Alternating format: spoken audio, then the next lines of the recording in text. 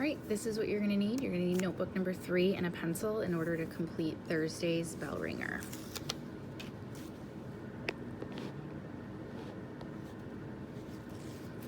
All right, so Thursday is all about the academic word of the week, and we are actually going to focus on the word support.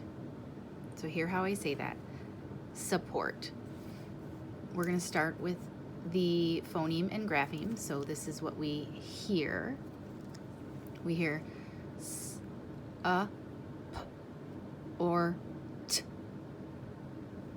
s, p, or t. 5 sounds. Okay. We know right away probably that what it starts with. We hear s, and then it ended with a t.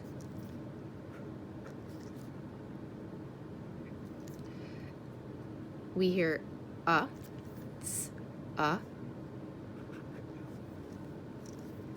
and then I'm going to skip the middle one for a second. We hear or. That's an R controlled. So we're going to have 2 graphemes there. And then in the center, I want you to think about what I explained with these words up here. Okay, support. I hear 2 vowel sounds, and or. We got this R controlled and this short U, which we learned to do that symbol for it. So the p sound, do you think we're going to do a double consonant, a double p, or sorry, a double P, or do you think it'll just be one? Well, if you recall the rule, if you have a 2-syllable word and it's a short vowel in front of a consonant like that, and you're wondering whether you would put 1 or 2 consonants, usually you're going to put 2. Okay. And so we have 1, 2, 3, 5 phonemes and 1, 2, 3, 4, 5, 6, 7 graphemes. So now let's rewrite this, and we're going to box it off with syllables.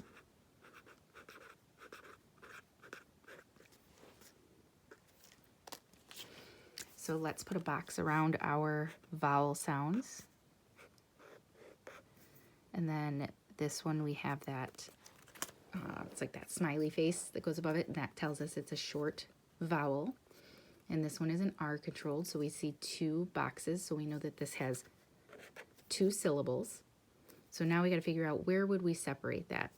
Well, we're going to this first syllable is going to be a closed syllable because the U says a short U, so we know that we need to have a consonant that comes after it. So we're going to split the 2 P's in the middle. Support. Okay. Now let's go to the word web. Now this is actually a multiple meaning word, and depending on when you're watching this video, we've either filled out the multiple meaning map for this word or we haven't, but that is going to, that means that I'm actually not going to create a word web using some of the other meanings. Because it's an academic word, I actually want to focus on how it gets used in school, how you see the word support in directions, or how you hear a teacher use the word.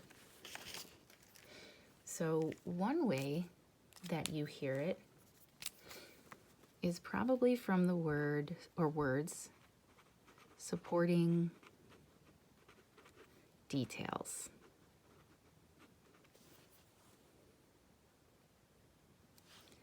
And this just means that it's more ideas that back up an idea.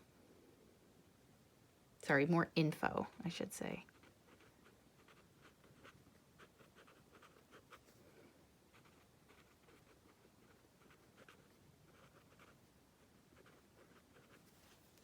And when I say backs up, I mean support.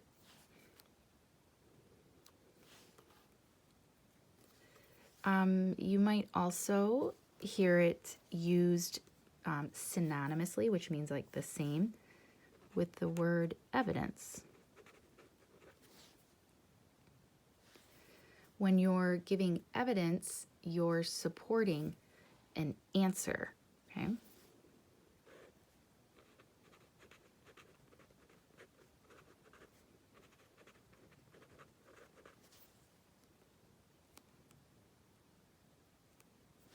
And all of that is you're trying to prove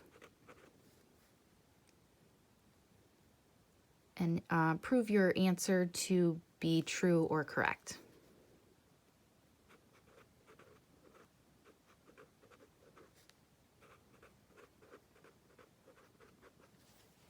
I know that web's kind of all over the place, but this is how we mean it when we're using it academically. You give an answer, and teachers want to know, why does that answer make sense? Or why did you choose that answer? You're trying to support your answer. And you do that by finding details, finding evidence in a text. Okay? So next, you're going to create a sentence that shows the meaning of the word. So I want you to come up with a sentence where you're, write the sentence where you're using the support with this meaning, not with some of the other meanings, okay? And so I will take a look at what you come up with.